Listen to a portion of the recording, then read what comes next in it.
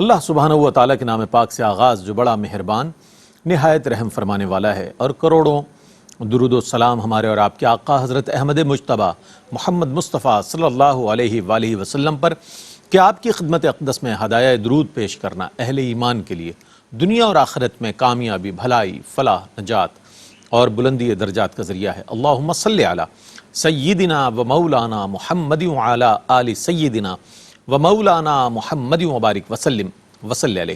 ناظرین محترم السلام علیکم ورحمۃ اللہ وبرکاتہ، میں ہوں آپ کا میزبان محمد رئیس احمد اور پیش کیا جا رہا ہے پروگرام روشنی سب کے لیے۔ آپ جانتے ہیں کہ کل بھی نکاح کے موضوع پر ہم نے بات کی، آج بھی کریں گے اور انشاءاللہ کل بھی یہی موضوع کنٹینیو ہوگا۔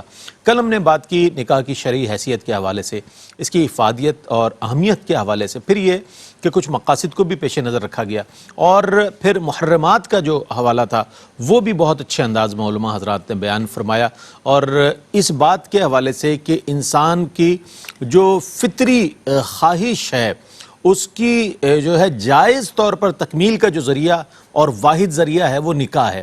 تو آج ہم اسی حوالے سے بات کریں گے انشاءاللہ کہ مقاصد جو ہیں وہ کیا ہیں نکاح کے، پھر یہ تعدد ازواج کے حوالے سے، تعدد نکاح کے حوالے سے بات ہوتی ہے کہ ایک سے زائد نکاح، میں آسان الفاظ میں بتا دوں تاکہ ظاہر یہ موضوع ڈسکس بہت ہوتا ہے، اور ڈسکس ہونے کے ساتھ ساتھ بہت زیادہ لوگوں میں یہ جو ہے موضوع گفتگو رہتا ہے، تو اس حوالے سے چونکہ تعدد ہمارے ہاں زیادہ استعمال نہیں ہوتا اس لیے عرض کر رہا ہوں، اور اس کے ساتھ ساتھ مزید کچھ سوالات، انتہائی اہم سوالات کہ یہ انعقاد جو ہے نکاح کا وہ ذمہ داری کس کی ہے بنیادی طور پر، یہ بھی ہم بات کریں گے، چونکہ عام طور پر یہ ہوتا ہے کہ دلہے والے دلہن والوں کی طرف ذمہ داری ڈال رہے ہوتے ہیں، دلہن والے دولہے والوں کو ذمہ دار ٹھہرا رہے ہوتے ہیں، جناب اس کے انتظامات اور اس کا انصرام جو ہے وہ آپ کی طرف سے ہو۔ بہر صورت شرعی طور پہ اس کے کیا تقاضے ہیں وہ بھی بات کریں گے، اور ضمناً مزید جو سوالات میرے ذہن میں انشاءاللہ دستک دیں گے انہیں بھی آپ کی طرف سے علماء حضرات کی خدمت میں پیش کروں گا۔ ممتاز و معروف علماء دین ماشاءاللہ تشریف فرمائے علامہ مفتی محمد سہیل رضا امجدی صاحب، السلام علیکم ورحمۃ اللہ وبرکاتہ۔ وعلیکم السلام ورحمۃ اللہ۔ اور اسی طرح الحمدللہ علامہ مفتی احسن نوید نیازی صاحب تشریف فرمائے، السلام علیکم ورحمۃ اللہ وبرکاتہ۔ وعلیکم السلام ورحمۃ اللہ وبرکاتہ۔ اچھا حضرت، چونکہ اسلام میں نکاح کی بات ہو رہی ہے، کوئی بھی ایسا حکم نہیں ہے کہ جس میں حکمت پوشیدہ نہ ہو، تو میں یہ چاہتا ہوں کہ اسلام میں نکاح کے جو مقاصد ہیں اگر ابتداً اس پر آپ کلام فرما دیں تو بہت اچھا ہوگا۔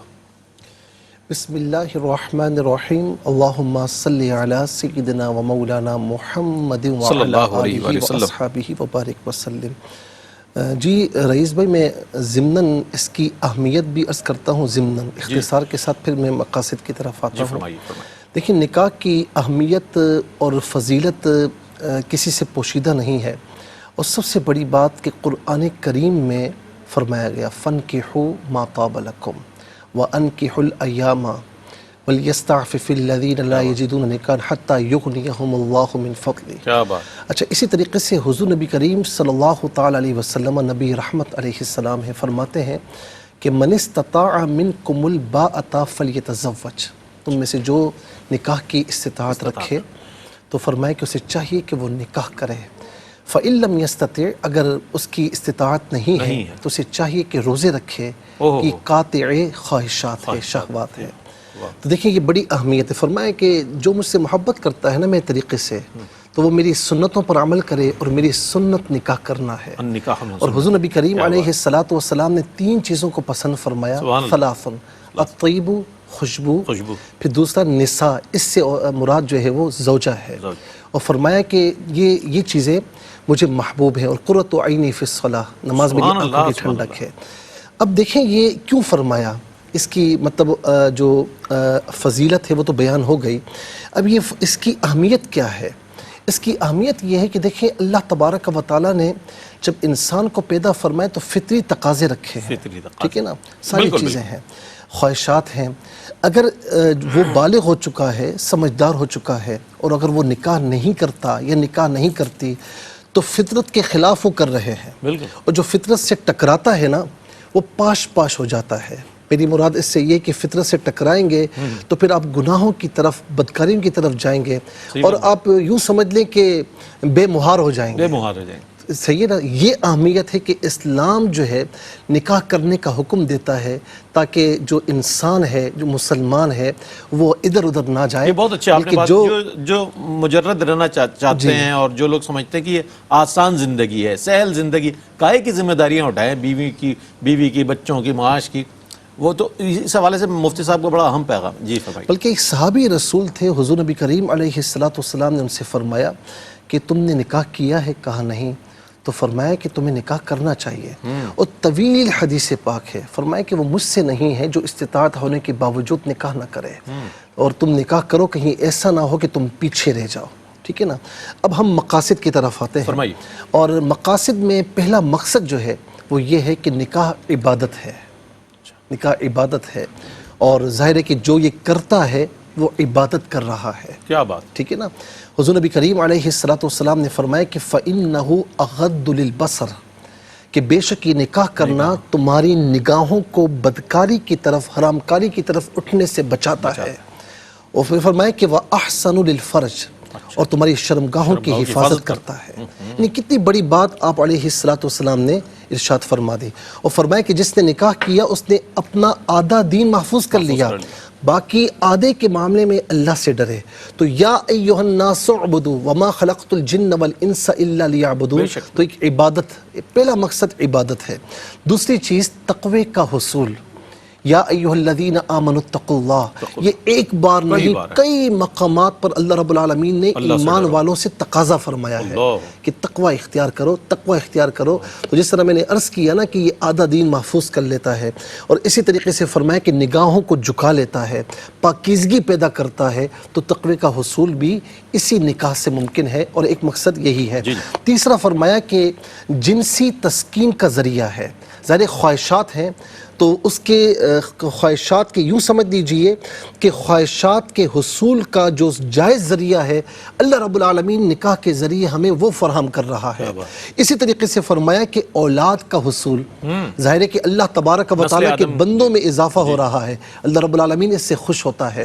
اور حضور نبی کریم صلی اللہ تعالی علیہ وسلم نے فرمایا کہ تم نکاح کرو، اور فرمایا کہ روز قیامت میں اپنی امت پر فخر کروں گا، یعنی اشارتاً یہ فرمایا جا رہا ہے کہ تمہارے ذریعے میری امت میں اضافہ ہو رہا ہے، تو روز قیامت اباہی میں فخر کروں گا تم پر۔ ٹھیک ہے، اسی طریقے سے امت محمدیہ صلی اللہ علیہ وسلم کے افراد میں اضافہ بھی ہے۔ پھر ایک مقصد آرام اور راحت کا جو ہے نا حصول ہے، هو الذی خلقکم من نفس واحدۃ وجعل منها زوجہا۔ اب دیکھیں کتنی پیاری بات، کتنی لطیف پیرائے میں ارشاد فرما دی۔ آدم کو ہم نے پیدا فرمایا، اور پھر ان کی زوجہ کو تخلیق اس لیے فرمایا تاکہ اس سے سکون حاصل کریں، شوہر اپنی بیوی سے، بیوی اپنے شوہر سے سکون، آرام اور راحت حاصل کریں۔ پھر فرمایا کہ آخری ایک بات ہے کہ نکاح کرنے سے عام طور پر جسمانی امراض میں بھی کمی واقع ہوتی ہے، اور بہت سے جسمانی امراض سے بچاؤ ملتا ہے۔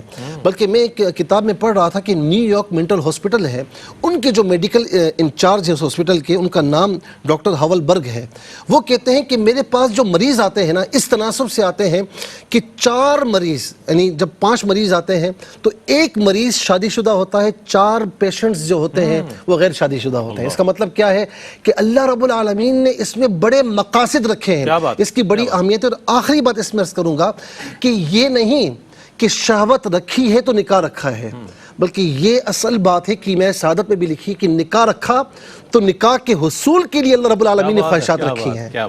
کیا حکمت ہے اس میں بھی۔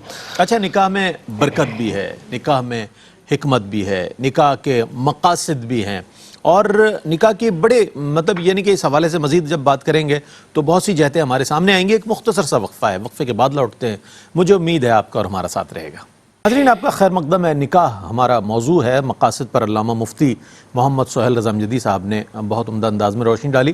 اچھا، تعدد نکاح کے حوالے سے ہم بات کریں گے، اس پر مفتی صاحب انشاءاللہ روشنی ڈالیں گے، اور پھر جو مقاصد، جو عمومی مقاصد ہیں نکاح کے، تو کیا تعدد نکاح کے بھی وہی مطلوب و مقصود؟ میں چاہتا ہوں اس کے حوالے سے کچھ ارشاد فرمائیے۔ بسم اللہ الرحمن الرحیم، صلی اللہ علیہ حبیبہ سیدنا و مولانا محمد و علی آلہ و صحبہ بارک وسلم۔ ماشاء اللہ قبلہ مفتی صاحب نے نکاح کے مقاصد کے حوالے سے بہت عمدہ اور سیر حاصل گفتگو فرمائی ہے.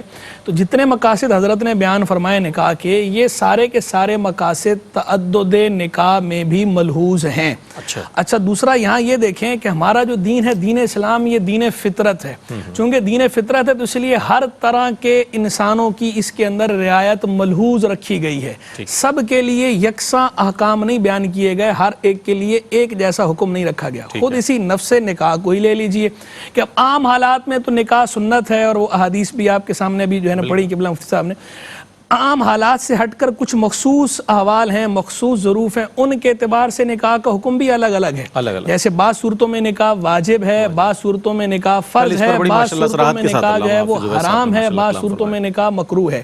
اگر کوئی کسی کو یہ اندیشہ ہو کہ وہ گناہ میں پڑ جائے گا نکاح نہ کرنے کی وجہ سے، اور نان نفقہ پر قادر ہو، تو اس کے لیے واجب ہے کہ نکاح کرے. اور اگر یقین ہو کہ گناہ میں پڑ جائے گا اور نان نفقے پر قادر ہے تو فرض ہو جائے گا نکاح کرے. اسی طرح اگر جو ہے کوئی نان نفقے پر قادر نہیں ہے یا اسے اور یہ اندیشہ ہے کہ میں حقوق پورے نہیں کر پاؤں گا، تو اس صورت میں اس کے لیے نکاح کرنا مکروہ ہے. اور اگر یقین ہے اس کا کہ میں نہیں کر پاؤں گا، تو اس صورت میں نکاح کرنا حرام ہے. یعنی ہر ایک کے اعتبار سے الگ الگ شریعت نے اس کو ملوز رکھا ہے. پھر جہاں تک جو ہے وہ تجرد کی بات ہے، ان حالات سے ہٹ کر، تو تجرد کی امثلہ بھی ہمارے اسلام میں دین میں موجود ہیں. انبیاء کرام علیہ السلام کے اندر بھی، اولیاء کرام علیہ الرحمہ کے اندر بھی، اور علماء کرام کے اندر بھی. انبیاء کرام علیہ السلام میں دیکھیں جہاں تعدد ازدواج کی امثلہ بھی بہت ہیں. کئی انبیاء کرام علیہ السلام، سیدنا سلیمان علیہ نبی علیہ السلام، سیدنا ابراہیم علیہ نبی علیہ السلام، سیدنا موسیٰ علیہ نبی علیہ السلام، جہاں ہمیں وہ مثالیں ملتی ہیں، وہیں حضرت سیدنا یحییٰ علیہ نبی علیہ السلام کی مثال ملتی ہے کہ وہ تجرد کی زندگی آپ نے گزاری. اولیاء کرام کی طرف آ جائیں، سیدنا بشر حافی رحمۃ اللہ علیہ ہیں، سیدنا میاں میر قادری رحمہ اللہ ہیں. علماء کرام کے اندر آ جائیں، امام نووی رحمہ اللہ اونچے درجے کے محدث ہیں، ابن الانباری عظیم درجے کے نحوی اور لغوی ہیں. ہمارے ماضی قریب کی طرف آ جائیں تو علامہ غلام حسن سعیدی رحمہ اللہ، مجاہد ملت علامہ دستار خان نیازی رحمہ اللہ. یعنی ہر طرح کی مثالیں ہیں، تجرد کی امثلہ بھی موجود ہیں. تو وہ اپنی جگہ پر، اور جو نکاح کے بہرحال فضائل ہیں، فضیلت پر بات کر رہے ہیں، نکاح کے جو فضائل ہیں بہرحال وہ اپنی جگہ پر ہیں. تو جو نکاح عام حالات میں نکاح کرنا سنت ہے، نکاح کے فضائل ہیں، نکاح کرنا چاہیے. اور جو نکاح کے مقاصد ہیں، وہ مقاصد شریعت نے جو ملحوظ رکھے ہیں، وہی مقاصد تعدد ازدواج کے اندر بھی ملحوظ ہیں. کہ جیسے میں نے کہا نا، دین فطرت ہے، ہر ایک کی خواہشات کا اعتبار کیا گیا ہے، رکھا گیا ہے. ہر آدمی کی ڈیزائر جو ہے، خواہش ایک جیسی نہیں ہوتی. کسی کی خواہش میں شدت ہوتی ہے، کسی کی خواہش میں شدت نہیں ہوتی. اسی طرح دین فطرت ہے نا، تو تمام قوانین بھی عین فطرت ہے، اسی مطابق بنائے گئے ہیں کہ جس کے اندر ہر طرح کے انسانوں کی رعایت کی جائے. کوئی انسان جو ہے کسی کے پاس مالی وسائل زیادہ ہوتے ہیں، کسی کے پاس مالی وسائل کم ہوتے ہیں، سب کی رعایت کی گئی ہے.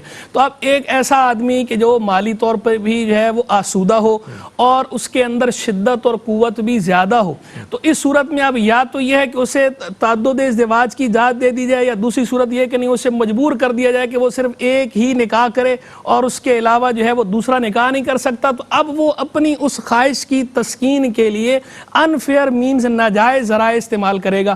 حالانکہ ناجائز ذرائع کو استعمال کرنے سے قرآن نے منع کیا، حدیث نے منع کیا. تو اسلام جو ہے یہ ناجائز ذرائع کو روک تھام کرنا چاہتا ہے، جرائم کی روک تھام کرنا چاہتا ہے، اور جو جائز ذرائع ہیں ان کے ذریعے معاشرے کو ترقی دینا چاہتا ہے. تو اس لیے اس کے لیے یہ راستہ رکھا گیا تاکہ وہ جائز ذرائع اختیار کرے، ناجائز ذرائع اختیار نہ کرے. پھر اسی طرح کبھی ایسا ہوتا ہے کہ کیونکہ جیسے ابھی حضرت نے بیان فرمایا کہ تکثیر جو ہے، امت میں اضافہ اور نسل انسانی کی بڑھوتری، یہ بھی نکاح کے مقاصد میں سے. تو کبھی کسی کا نکاح ہوا، خاندانی نکاح ہوا، ارینجمنٹ ہوئی، جیسے آج کل ہمارے ہاں ہوتا ہے کہ بعض اوقات خاندانوں میں رشتہ ہو جاتا ہے، تو کوئی ایسی بیماری ہوتی ہے جس کی وجہ سے جو ہے اولاد نہیں ہو پاتی. اب اس خاتون سے اولاد نہیں ہو رہی، اب وہ بندہ جو ہے وہ چاہتا ہے اولاد کا حصول، اولاد کی خواہش ہے. اب اگر اسے پابند کر دیا جائے تو یہ اس کے ساتھ زیادتی ہے کہ نا. تو یہ اس کے لیے رکھا گیا کہ وہ دوسری جگہ رشتہ کر سکتا ہے، پہلی والی کو بھی قائم رکھے، دوسری جگہ بھی کرے. لیکن ان ساری چیزوں کے اندر جو قرآن نے بنیادی شرط بیان فرمائی ہے وہ ہے عدل. فَانْكِحُوا مَا طَابَ لَكُم مِّنَ النِّسَاءِ مَثْنَىٰ وَثُلَاثَ وَرُبَاعَ فَإِنْ خِفْتُمْ أَلَّا تَعْدِلُوا فَوَاحِدَةً. نکاح کرو دو تین چار عورتوں سے، اگر تمہیں خوف ہو کہ عدل نہیں کر پاؤ گے تو پھر صرف ایک سے. تو جہاں عدل کو ملوز رکھا جائے گا وہاں پر اسلام نے اس کی اجازت دی ہے، جہاں عدل کو ملوز نہ رکھا جائے وہاں اسلام نے اس کی اجازت نہیں دی. تو کوئی اگر عدل ملوز نہیں رکھتا، ایک سے زائد نکاح کر لیتا ہے اور کسی ایک کے نکاح ادا نہیں کر حقوق ادا نہیں کر رہا یا سب کے حقوق ادا نہیں کر رہا یا سب کے ساتھ سب کے حقوق کے اندر ڈنڈی مار رہا ہے کوتاہی کر رہا ہے تو ایسا کرنا جائز نہیں اسلام نے اس کی اجازت نہیں دی اور آخری بات یہ ہے کہ یہ جو تعدد ازدواج کی یہ اجازت ہے یہ حکم نہیں ہے یعنی ایسا نہیں ہے کہ یہ فرض یا واجب ہے بلکہ یہ جو ہے وہ صرف رخصت ہے کہ کوئی اگر عدل کر سکتا ہے اور عدل کی شرط کے ساتھ اسے اجازت کر لیا جائے لیکن ہر جائز کام کیا جائے یہ ضروری نہیں بہت سے کام ایسے ہوتے ہیں ان کی اجازت ہوتی ہے رخصت ہوتی ہے لیکن وہ کیے نہیں جاتے تو بہرحال یہ ہماری بہنوں کو بھی چاہیے کہ کوئی اگر ان کے جو خاوند ہیں وہ اگر دوسری جگہ نکاح کرتے ہیں تو اس کے اندر وہ اگر عدل کی شرط ملوز رکھتے ہیں تو رکاوٹ نہیں بننی چاہیے جو ہمارا معاشرہ ہندوؤں کے ساتھ رہ رہے کہ جو یہ کنسیپٹ آ گیا کہ اس کو بہت مایوب سمجھا جاتا ہے آدمی ناجائز تعلقات رکھے اس کو برا نہیں سمجھا جاتا لیکن اگر وہ جائز طریقے اختیار کرتا ہے نکاح کرے گا تو یہ غلط کر دیا اس آدمی کے کریکٹر اسیسینیشن شروع کر دی جاتی ہے کردار کشی شروع کر دی جاتی ہے کریکٹر اسیسینیشن اس کی اجازت نہیں ہے اس آدمی نے جائز کام کیا تھا ناجائز کام سے بچا ہے تو اس کی حوصلہ افزائی کرنی چاہیے اور آئندہ کے لیے بھی اس طرح کا انداز اختیار کیا جائے کہ کوئی ناجائز طریقے میں نہ پڑے ناجائز ذریعے میں نہ پڑے بہت اچھی بات کہی تعدد ازواج یا تعدد نکاح کے حوالے سے بہت اچھے ان مقاصد کو بھی پیش نظر رکھا کہ جو عمومی طور پر ایک نکاح کے حوالے سے یا متعدد نکاح جو لوگ کرتے ہیں ان کے حوالے سے بہت اچھے انداز میں مفتی صاحب نے گفتگو فرمائی اچھا نکاح کا انعقاد کس کی ذمہ داری ہے اس کا منعقد کرنا اس کا انتظام جو ہے یہ بھی ایک بڑا مسئلہ بن جاتا ہے مفتی صاحب جب آپ تو خود ماشاءاللہ رجسٹرڈ نکاح خواہ ہیں آپ خود بھی تو یہ جو مسائل ہیں جب سامنے آتے ہیں تو ایسا محسوس ہوتا ہے کہ اسلامی تعلیمات سے ہم بہت دور کھڑے ہیں کیا فرمائیے گا اچھا میں قبلہ مفتی صاحب نے بڑے خوبصورت انداز میں ذکر فرمایا لیکن اس میں ایک بات یہ بھی ہے کہ جو انبیاء کرام علیہم السلام نے نکاح نہیں فرمایا یا امت کے اولیاء کاملین نے لیکن اتنا یاد رکھیں کہ اگر شرائط پائی جائے جیسا قبلہ مفتی صاحب نے فرمایا تو ہمارے لیے سنت طریقہ یہ کہ نکاح کیا جائے ٹھیک ہے نا قابل اتباع یہی کہ نکاح کیا جائے اس کو توجیہ نہ بنایا جائے یہ کوئی یہ نہ کہے کہ نہیں مثال کے طور پر نبی نے شادی نہیں کی میں بھی نہیں کروں گا نہیں کی تو اگر شرائط نہیں پائے جا رہے آپ معذور ہیں اور شرائط پائے جا رہے ہیں کنڈیشنز ہیں تو پھر آپ کو کرنی ہے سنت رسول صلی اللہ علیہ وسلم ہے اچھا اس کے ساتھ ساتھ یہ بھی ہے کہ نکاح کی جو آزمائش اور حضور نے تو فرمایا انبیاء علیہ السلام کی سنت ہے میری بھی سنت جی بالکل اچھا نکاح کی جو آزمائشیں ہیں کہ میں سعادت میں امام غزالی نے اس کا بھی ذکر فرمایا ایک آزمائش میں ذکر کروں کہ جیسے فرمایا نا کہ بندہ بعض گھر والوں میں رہ کر اللہ سے دور ہو جاتا ہے یہ بھی آزمائش ہے اسی طریقے سے اگر وہ اپنے اولاد کی صحیح تربیت نہ کر سکے تو روز قیامت وہی اولاد اسے پکڑ لے گی بالکل تو یہ بھی آزمائشیں ہیں تو یہ نکاح کرنا اتنا آسان نہیں ہے یہ تمام آزمائشوں میں پورا اترنا ہے اور اسی طریقے سے اب یہاں پر جو بات آئی کہ بعض اوقات لوگ نکاح کرتے ہیں کیونکہ اس اجازت کی وجہ سے کچھ لوگ اپنے مفادات کے لیے قرآن کریم کو اور احادیث کریمہ کو استعمال کرتے ہیں ایک نماز وہ نہیں پڑھتا کوئی سنت اس کے وجود پر مجھے نظر نہیں آتی چار کی اجازت اچھا پوچھیں نکاح کیا ہے ہاں سنت ہے نا سنت ہے نا اچھا کوئی اگر ذرا سا سمجھدار فرض نماز نہیں پڑھے گا لیکن یہ سنت ہاں حکم ہے نا اور بھائی حکم کہاں سے حکم کنڈیشنلی ہے جائز ہے ٹھیک ہے نا کنڈیشنلی ہے اس میں عدل کرنے کا اچھا پھر کہے گا سنت ہے نا تو مجھے میرے بھائی یہ بتاؤ سنتیں اور بھی ہیں نا اور بھی ٹھیک ہے نا اگر عدل و انصاف کر سکتے ہو تو کرو لیکن اس میں قرآن و حدیث کو استعمال اس طرح نہ کرو کہ اپنے مفادات کے لیے قرآن کریم میں حکم ہے احادیث کریمہ میں ہے ان شرائط پر پورا اترتے تو ٹھیک ہے اگر نہیں اتر سکتے تو پھر ایک نکاح بھی تمہارے لیے جائز نہیں ہے اچھا باقی رہا انتظام اور اہتمام جو ہے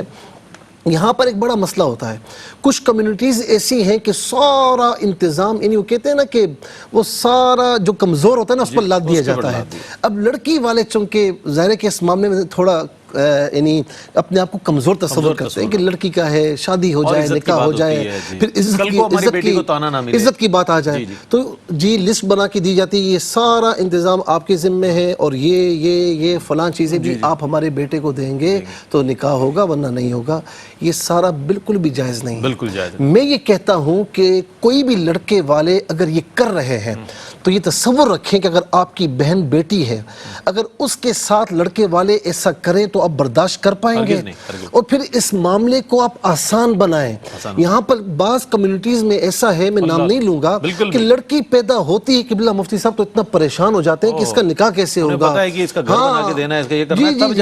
ہاں تو اس کو آسان بنایا جائے اچھا میں یہاں پر رسومات کی بات نہیں کر رہا یہ مہندی علم غلم ساری بلکہ میں یہاں پر ایک کلی عرض کر دوں کہ اسلام رسومات سے منع نہیں کرتا، لیکن جو رسم شریعت مطالعہ سے ٹکرائے گی اسلام وہاں پر قدغن لگائے گا، وہاں اسے منع کرے گا، ٹھیک ہے نا۔ دعوت کا اہتمام ہے، لڑکی والوں نے کی اپنی بساط کے مطابق، لڑکے والوں نے کیا، کوئی مسئلہ نہیں ہے۔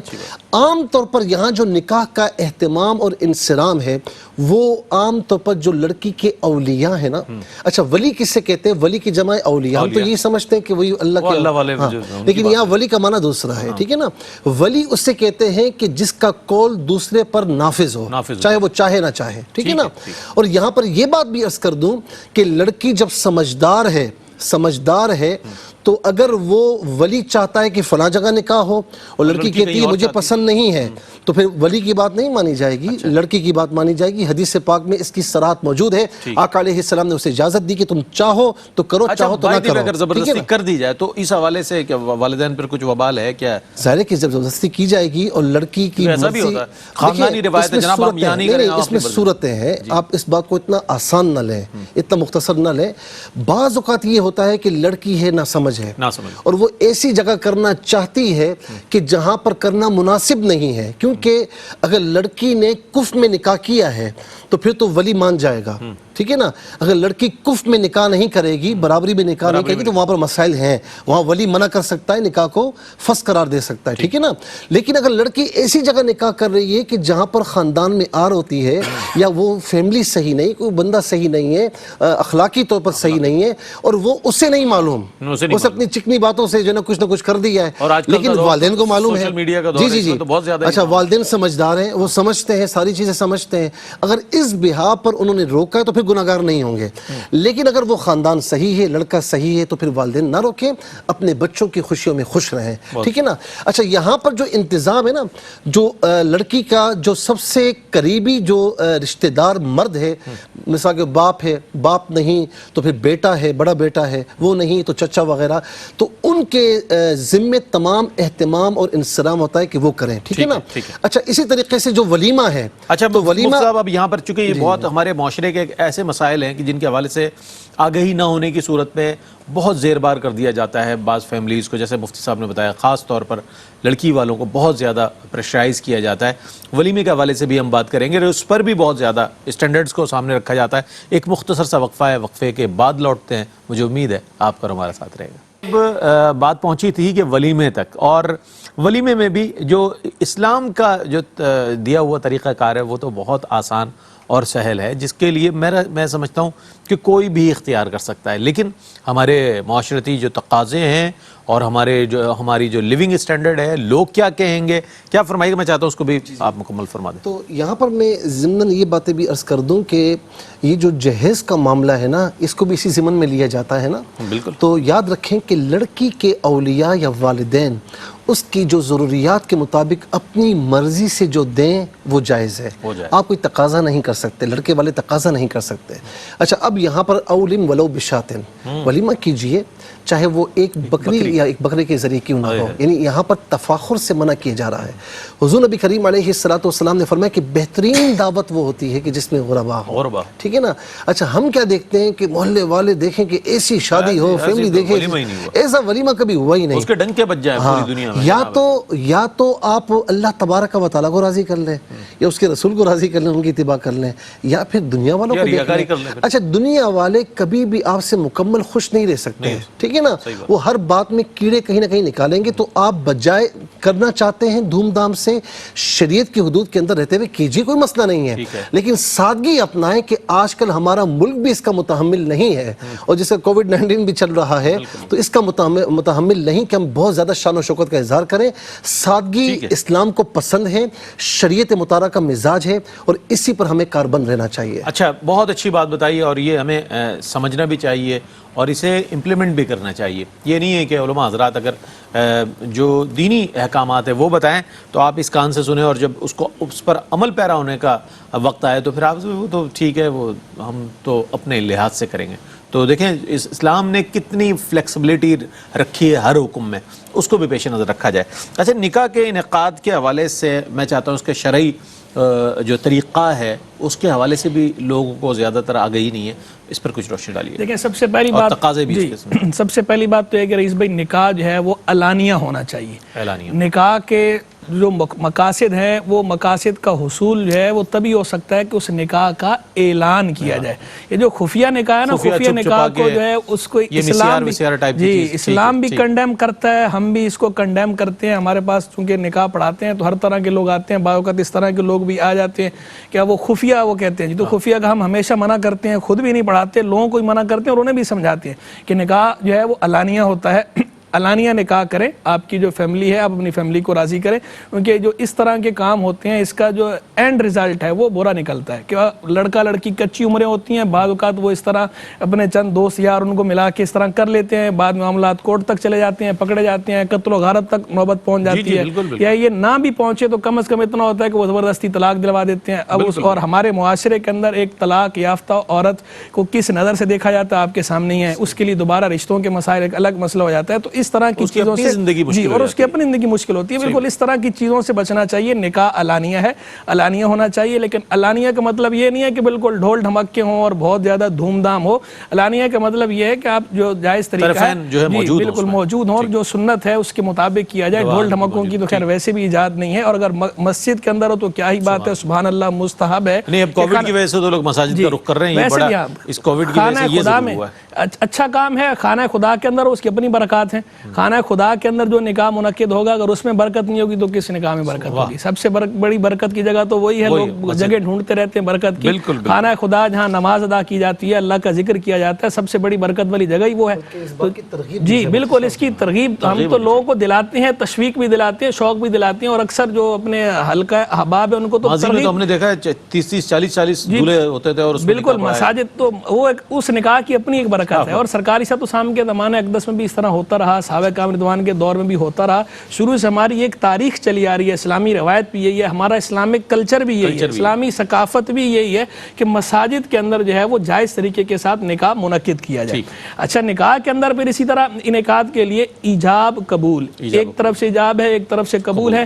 گواہوں کا ہونا ضروری ہے. ویسے تو جتنے لوگ موجود ہیں وہ ساری گواہ ہیں، سبحان اللہ، لیکن کم از کم جو ہے گواہی کو جو نصاب ہے، نہیں ریٹن نہ بھی ہو تو جو زبانی بھی ہے تو کم از کم جو گواہ ہے 2 گواہ ہونے چاہیے، 2 عاقل بالغ مرد ہوں یا ایک مرد ہو اور 2 عورتیں ہوں. یہ کم از کم ہے، زیادہ بھی ہو سکتے ہیں. اور اگر دولہا دلہن دونوں مسلمان ہیں تو گواہوں کا مسلمان ہونا بھی شرط ہے.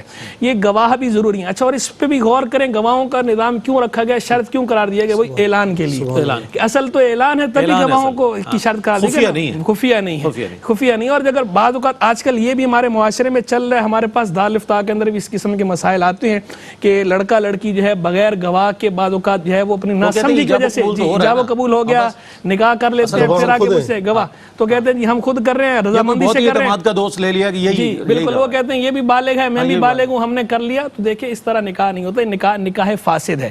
اور جو نکاح فاسد ہوتا ہے اس کا فسخ کرنا لازم ہوتا ہے. اسے فسخ کیا جائے گا، گواہ ہونا ضروری ہے، نکاح کی بنیادی شروط میں سے شرط ہے، یہ ضروری کنڈیشن ہے. وہ ہمارے نوجوان تمام دیکھ لیں، سن لیں اس پروگرام کو، بالکل، کہ یہ اس طرح کی چیزوں سے جو ہے وہ بچنا ہے. دیکھیں حلال حرام کا مسئلہ، اس کو ہلکا نہ جانے. حلال حرام اور چیزوں کے اندر دیکھیں، ویسے چیزوں کے اندر اصل جو ہے وہ حلت ہے، اباحت ہے، لیکن کچھ چیزیں ایسی ہیں کہ ان کے اندر اصل جو ہے وہ حلت نہیں ہے، اصل حرمت ہے.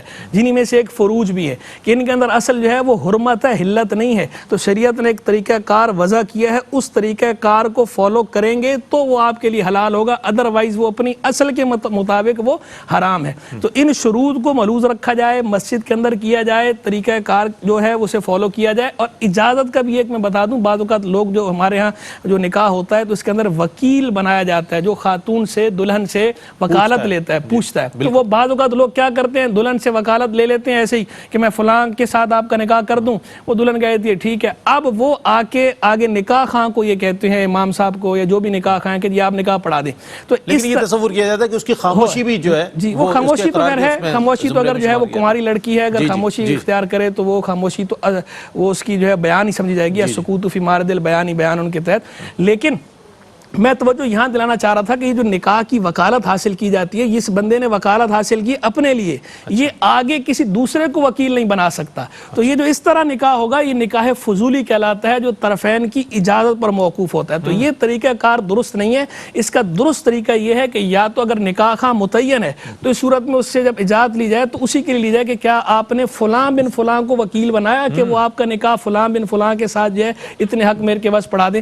یعنی وہ نکاح خواہ جو ہے امام صاحب جو ہے قاضی صاحب جو بھی ہیں ان کا نام لیا جائے، یا تو اس طرح اجازت لے لی جائے. اور اگر وہ متعین نہیں ہے یا معلوم نہیں ہے کہ نکاح خواہ کا نام کیا ہے، وہ کون صاحب آئیں گے پڑھانے کے لیے اس وقت، تو اس صورت میں بہتر یہ ہے کہ اجازت یوں لی جائے کہ آپ نے مجھے وکیل مطلق بنایا یا آپ نے مجھے وکالت مطلقہ دی کہ میں خود یا فلاں بن فلاں سے یا کسی اور کے ذریعے آپ کا نکاح فلاں بن فلاں سے اتنے حق مہر کے بس پڑھا دوں. اس طرح وکالت لے لی جائے تاکہ جو ہے کوئی شرعی خرابی اس کے اندر لازم نہ ہے، بالکل درست طریقے جائز طریقے سے نکاح منعقد ہو جائے. اور حق مہر کا تعین بھی ضرور کیا جائے. بغیر حق مہر کا تصور ضروری ہے. اگر حق مہر کا تعین نہیں کیا میرے مثل لازم ہو جاتا ہے. حق مہر کا تعین کیا جائے اور حق مہر کے اندر بھی ایسا نہ ہو کہ بس حق مہر ایسا رکھ لیں. بعض لوگ کہتے ہیں کہ جناب 5 لاکھ رکھ لیں، ہم نے کون سا ادا کرنا ہے. یہ جو نیت ہے نا کہ ہم نے ادا نہیں کرنا، یہ درست نہیں ہے. حق مہر ادا کرنا ہے، شریعت نے رکھا ہی اسی لیے کہ آپ نے ادا کرنا ہے. باقی یہاں یہ الگ بات ہے کہ آپ چھواروں کی تقسیم بھی وہ بھی سنت سے جی بالکل بات ہوئی نکاح کے بعد جو ہے سلسلہ یہ سلسلہ جس طرح رکھا جائے اور کرنا حق مہر کا بہرحال تعین لازم ہے، ضروری ہے. اور اس کو بھی بدنیتی پر منحصر نہ رکھے کہ چلیں 10 لاکھ روپے رکھ دیا، دینا دلانا کیا ہے وہ تو بات کی بات ہے، لکھ دیں 10 لاکھ روپے چونکہ ہمارا اسٹیٹس بہت ہے. اچھا پھر اب ہم بات کر رہے ہیں نکاح کے فارم کے حوالے سے قاضی کا کردار. یہ ایک ایسی چیزیں ہیں کہ جسے بہت ہی غیر اہم سمجھا جاتا ہے. اب تو خیر نادرہ میں چونکہ رجسٹریشن ہوتی ہے تو اب جو یہ لوگ ہیں طرفین خود فکر مند ہوتے ہیں کہ جناب یہ ساری چیزیں رجسٹرڈ ہو جائیں تو نکاح خواہ جو بھی عالم دین ہوتے ہیں ان کے ساتھ بہت زیادہ اچھا وہ ہوتا ہے. ورنہ پہلے ہم نے دیکھا جب رجسٹریشن نہیں ہوتی تھی اس طرح سے دوسرے پیپر پہ ہوتا تھا تو اس پہ اتنا زیادہ لوگ وہ نہیں. اچھا کیا فرمائے گا نکاح کے فارم کے حوالے سے، قاضی کے کردار کے حوالے سے؟ آج اس سلسلے کا آخری سوال ہے. دیکھیں قبلہ مفتی صاحب نے بہت مطلب اچھی طریقے سے نشاندہی فرمائی ہے بہت سے امور کی جانب. ایک واقعہ میرے ساتھ ہوا کہ میں جب بیٹھا ہوا تھا تو آپس میں تنازع ہوا. واقعات تو بہت ہوئے ہوں گے، آپ ایک ہی کا ذکر کر رہے ہیں، ظاہر ہے چونکہ نکاح پڑھاتے ہیں آپ تو ظاہر. جی تو واقعات تو بہت جی. تو اب وہ آپس میں تنازع ہوا کہ کتنا رکھا جائے. اچھا لڑکا جو تھا وہ نہیں مان رہا تھا، لڑکی والے کہتے ہیں 5 لاکھ. اچھا میں یہ بھی کہوں کہ مہر اتنا ہونا چاہیے کہ لڑکے کی استطاعت کے مطابق اس سے زیادہ نہیں ہونا چاہیے تاکہ وہ آسانی سے دے سکے، چاہے وہ مہر معجل ہو یا چاہے غیر معجل ہو یا معجل ہو. تو لڑکے کی زبان سے نکلا کہ رکھ لو، دینا کس کو ہے. تو حدیث پاک سن لیجئے کہ جو شخص نہ دینے کی نیت رکھتا ہو اور خدا نہ خواستہ اس کا انتقال ہو جائے تو اللہ تعالیٰ کی بارگاہ میں زانی ہو کر ملے گا. جی یہ حدیث پاک میں نے پڑھی تو میں نے کہا سناؤ کہ دینے کی نیت رکھیں، ٹھیک ہے نا. باقی اللہ رب العالمین معافی عطا فرمانے والا ہے اور زور زبردستی کے ذریعے معافی بھی نہیں کروا سکتے.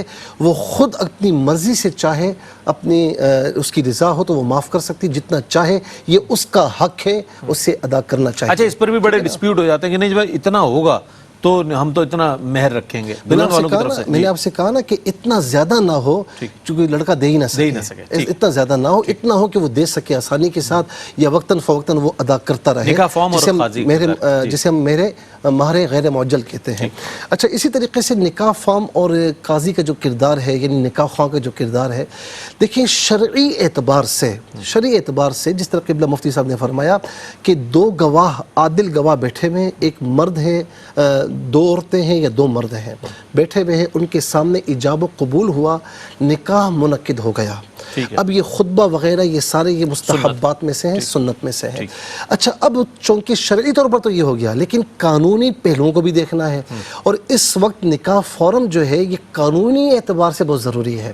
ایک قانونی اعتبار سے ہو گیا اور قاضی صاحب جو ہوتے ہیں وہ ساری جو فارمیلٹیز ہوتی ہیں وہ دیکھ رہے ہوتے ہیں، سارے معاملات جو مذہبی معاملات ہیں وہ اس کو دیکھ رہے ہوتے ہیں اور اس میں رہنمائی کر رہے ہوتے ہیں.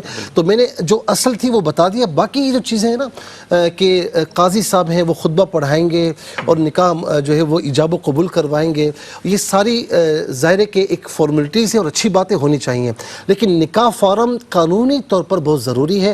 اچھا، پچھلے ادوار میں ایسا بھی ہوا کہ نکاح پڑھایا اور وہ اللہ کا بندہ 8 سال کے بعد یا 9 سال کے بعد آیا، مفتی صاحب منہ اٹھا کر آ گیا، نکاح میں کہاں سے نکاح نامہ لا کر دوں؟ تو میں نے کہا بہت جلدی آپ کو ہوش آیا ہے، بہت جلدی آپ آ گئے، وہ اصل میں ضرورت نہیں پڑی تھی نا۔ اب مسئلہ یہ کہ نادرہ کی وجہ سے اب ضرورت فوراً پڑتی ہے، اب فوراً آتے ہیں۔ تو اچھا، ایک سوال کر دوں، لوگوں کو یہ بھی شکایت ہوتی ہے نکاح خوان جو ہے فیس بہت زیادہ لیتے ہیں اس کے حوالے سے کیا کہیے گا؟ کتنی فیس لیتے ہیں؟ وہ جو بھی ہے لوگوں کی شکایت، فیس لیتے لوگ کہتے ہیں کہ بھائی وہ بہت بڑے عالم دین پڑھوانا بھی بڑا مہنگا ہو گیا۔ ایک بہت بڑے عالم دین ہے جن کا بھی وصال ہوا، اللہ رب العالمین خلیقی رحمت فرمائے، ان کے درجات کو بلندی عطا فرمائے، وہ فرماتے ہیں کہ شکر کرو کہ یہ مذہبی طبقے کے ہاتھ میں یہ نکاح پڑھانا، اگر کسی اور کے ہاتھ میں ہوتا، میں نام نہیں لیتا، کسی اور کے نام پر ہوتا نا تو کتنی رشوتیں لی جاتی ہیں، اس کے ہاتھ میں ہوتا اور کتنے پیسے ایٹ لیے جاتے ہیں، اور پھر اس کے بعد بھی کام ہو نہ ہو یہ اللہ پر چھوڑ دو۔ ہاں، تو یہ شکر ادا کریں کہ مذہبی ان کے ہاتھ میں۔ اور آخری بات اس میں عرض کروں گا، میں خواتین کے لیے، یہاں مرد حضرات ناراض نہ ہوں کہ میں یہ کر رہا ہوں، نکاح فارم میں بہت سی چیزیں لکھی ہوئی ہوتی ہیں۔ اچھا، چونکہ خلا کے معاملے میں اللہ نہ کرے بعض اوقات میرے دارالاسلام میں مسائل آتے ہیں، مجھ سے آپ کو بھی آتے ہوں گے کہ لڑکا ہاتھ ہی نہیں آتا اور بہت تنگ کرتا ہے، پریشان کرتا ہے، تو نکاح طلاق سپرد کرنے کا اس میں خانہ ہوتا ہے، ساری چیزیں ہوتی ہیں، اس کو اچھے طریقے سے پڑھ کر سائن کیا کریں۔ بہت اچھا، بہت مفید آج بات ہوئی نکاح کے حوالے سے۔ ہم عام طور پر اس کو اتنی اہمیت نہیں دے رہے ہوتے، لیکن نکاح فارم کے حوالے سے بتایا، میرے خیال ہے 95 یا 98% ایسے لوگ ہوں گے جنہوں نے نکاح فارم پورا پڑھا ہوگا، انہیں صرف اتنا اپنا کالم یاد ہوتا ہے کہ ہم نے سائن کہاں کرنا ہے۔ تو اس حوالے سے یہ ساری جو رہنمائی اس میں موجود ہوتی ہے۔ میں بہت شکریہ ادا کروں گا مفتی صاحب، آپ تشریف لائے، آپ کی تشریف آوری کا بہت شکریہ۔ کل بھی انشاءاللہ اسی موضوع کے ساتھ آپ کی خدمت میں حاضر ہوں گے، جو سوالات رہ گئے اسے کل کنٹینیو کریں گے انشاءاللہ۔ مجھے امید ہے آپ کا اور ہمارا کل بھی ساتھ رہے گا۔ کل تک کے لیے اپنے میزبان محمد رئیس احمد کو اجازت دیجیے، اللہ حافظ۔